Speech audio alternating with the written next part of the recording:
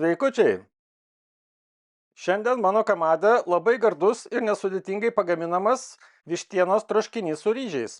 Beveik plovas. Šiam troškiniui naudoju ketvirčių mėsą pamarinuotą iš vakaro, o marinavimui naudojau paprastus prieskonius. Tai yra druska, pipirai juodieji, taip pat pridėjau česnakų granuliuotų ir šiek tiek dėl aštrumo čili dribsnių. Jeigu norit gaminti greičiau, tai galima dar pridėti citrinos sulčių, pavyzdžiui. Užtektų ir kokios valandos marinavimo. Darydamas bet kokius troškinius, dažniausiai dar prieš tai parūkinu mėsą ir ją apkepu. Taip gaunamas yra geresnis skonis. Tai dedu groteles, kad jos šiek tiek pakaistų ir mažiau priliptų mėsa.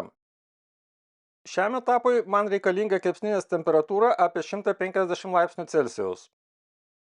Kai jau grotelės įkaista, tai jas dar patipu papildomai aliejum, kad mažiau priliptų ir kartu gardžiai apkeptų.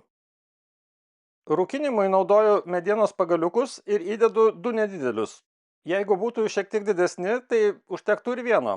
Dedu mėsą ant grotelių ir tiesiog ją pamažu apkepsiu iš abiejų pusių. O kadangi mėsos yra dvigubai daugiau negu reikia, tai dalį tiesiog atskirai suvalgysiu, o kitą dalį įdėsiu į troškinį.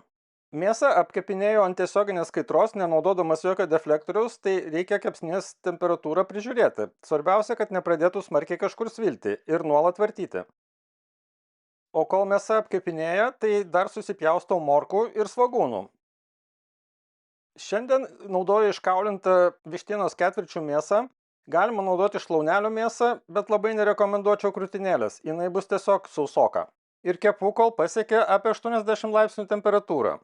Šiaip galima ją būtų nuimti ir anksčiau, nes mėsa toliau troškinsis kartu su ryžiais, bet aš dalį jos tiesiog žadu valgyti atskirai, todėl reikia iškepti iki galo. Nuimu mažesnius gabaliukus šiek tiek anksčiau, o didesnius pakepu, kol pasiekia apie 80 laipsnių temperatūrą. Jeigu kepat šlauneles arba blauzdeles kartu su kaulais, tai reikėtų daugiau kantrybės ir geriausia, kai ta temperatūra perlipa 80 laipsnių, pasiekia netgi beveik 90. Tada mėsa tiesiog atšoko nuo kaulo. Bet čia kaulo nėra, tai užtenka pakepti ir mažiau, lieka sultingesnė. Baigiu kepti mėsą ir iš karto dedu į kepsninę indą troškiniui.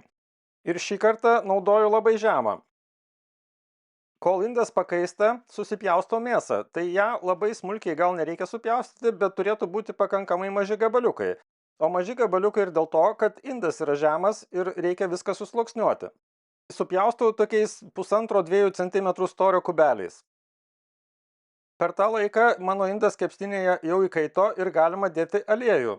Aš naudoju paprastą saulėgrąžų aliejų, galima naudoti ir kažkokį kitą, ir dedu svogūnus. Tikslas yra juos šiek tiek apkepti, tai to apkepimo gali būti ir daugiau ir mažiau, čia priklauso kaip norit, bet labai jų ten susvilinti nereikėtų. O uždėjus svogūnus dar būna gerai uždėti ir druskos papildomai, tai aš naudoju tą patį prieskonių mišinį, kuriuo marinavau mėsą, tik daug nededu, nes viskas bus sūdoma atskirai. Taip pamaišant, tiesiog apkepu svogūnus, kai jie jau truputį pradeda ruduoti, dedu česnaką ir dedu mėsą. Primenu, kad mėsa buvo jau tikrai gerai pamarinuota, tai ant mėsos papildomai prieskonių nededu. Toliau, kaip ir gaminant plovą, tiesiog viską dedam sluoksniais. Tai pirmas sluoksnis yra svogūnai, tada yra mėsa ir tada dedu morkas. Morkas šį kartą supjaučiau šiek tiek smulkiau. Man patinka morkos stambios, bet indas yra žemas, tai reikia, kad viskas tilptų. Bet prieskonius iš esmės naudoju tuos pačius. Tai dedu šiek tiek kvapiųjų pipirų, porą lauro lapų. Ir atkreipiu dėmesį, kad iki šiol dar nepyliau skysčio. Tai tie svogūnai dar po truputį šiek tiek prikepinėja. Bet ilgai sausai laikyti jų nereikia ir aš naudoju šį kartą vištienos sultinį, kadangi vištienos troškinys. Ir galima iš karto dėti ryžius. Tai kadangi nežinau dar kiek tų ryžių čia tilps, tai net nepilu daugiau vandens, supilu iš pradžių ryžius, tada juos pasistengiu šiek tiek palyginti, kad būtų viskas daugmaž lygu ir tada jau pridedu galutinį kiekį vandens. Na ir kaip ir gaminant plovą, įdedu arba raugišką uogų, arba šį kartą naudoju sumak prieskonius. Iš esmės tai šiek tiek rūgštelės. Tai jeigu marinavot vištą su citrina, galima ir nedėti. O toliau dedu plovo prieskonius, iš karto padarytą prieskonių mišinį, taip yra paprasčiau, nes reikia nemažai visokių ingredientų. Beje, jeigu naudojat kažkokį sultinį, tai žiūrėkit, kad jisai būtų be skonio stipriklių ir kuo natūralesnis.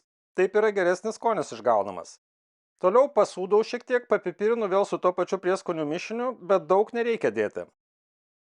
Ir dabar jau belieka sulaukti, kada viskas užvirs. Tai aukštos temperatūros tikrai nereikia, aš kepsninės angų atidarimo nepadidinu.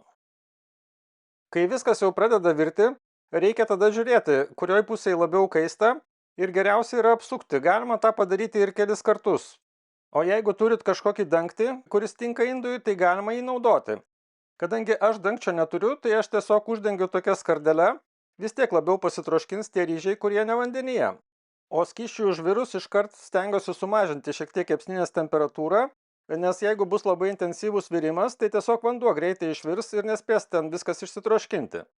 Kadangi višta jau buvo prieš tai iškepta, tai belieka tik tai sulaukti, kol ryžiai suminkštėja ir morkos pasidaro minkštos. Ir dar, žinoma, per tą laiką turi išgaruoti didžioji dalis vandens. Tai vandens praktiškai neturi būti likę ir jeigu norit, dar galit šiek tiek pakaitinti. Nuėmęs indą, dar šiek tiek palaukiu kokią 10 minučių ir tada jau galima valgyti. Jeigu pastebėjot, tai aš naudoju plikytus ryžius, geriausia yra geros kokybės ir jie tikrai niekada nesulimpa, jų netgi nereikia plauti. Tai sakyčiau labai puikiai plovo alternatyva, nevadinu plovu, nors skonis bus tikrai labai panašus. Viskas gana simpatiškai atrodo ir puikiai kvepia. Galbūt dar galima buvo palaikyti kelias minutės, kad šiek tiek prikeptų iš apačios te dar svogūnai, bet iš tikrųjų skonis labai geras. O tas mėsos apkepimas ir parūkinimas dar papildomai jo priduoda. Tai labai rekomenduoju pasidaryti, nes nereikia nei kazano, nei kažkokių specifinių ingredientų. Ačiū, kad žiūrėjot, spauskit like, prenumeruokit kanalą. Iki!